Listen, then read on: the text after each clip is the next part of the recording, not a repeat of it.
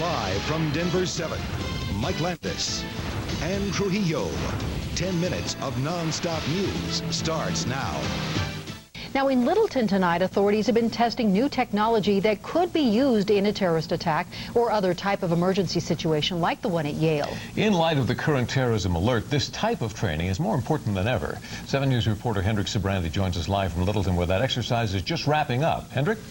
Well, Mike and Ann, ever since Columbine, police departments around the country have tried to figure out how to deal with any future school shootings. Littleton police have been particularly active. They're now looking at some new technology to deal with these very complex situations.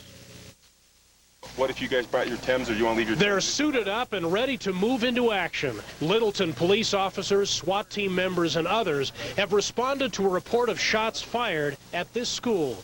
You guys are going to be our point guys to get us up there and clear us to get in today, and then we'll break it up from there. 3 suspects with weapons have traded shots with a school resource officer. One of the suspects, now injured, is in custody.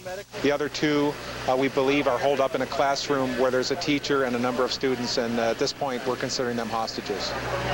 Advising no injuries, at least 20 kids in the room with him.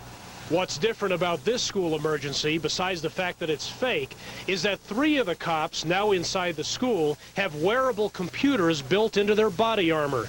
Computers programmed with floor plans of the school that can also transmit live images back to the police command post. It's usually not that there's not enough information.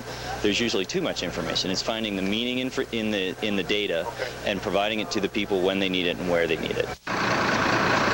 As the exercise unfolds, hostages are released and negotiations with the suspects continue. Police learn how the technology might help bring future standoffs to safer and speedier conclusions. It's a learning process. A lot of it's trial and error. What works, what doesn't work so well, what do we need to improve upon? Now, each of these units costs $4,000 minimum. Littleton Police is looking at buying 1 or 2, but obviously that's very difficult given the way budgets are nowadays. As for tonight's exercise, it ended when a second suspect committed suicide. A third suspect was taken into custody. All 20 hostages were released. Live in Littleton, Hendrik Sabrandi, 7 News.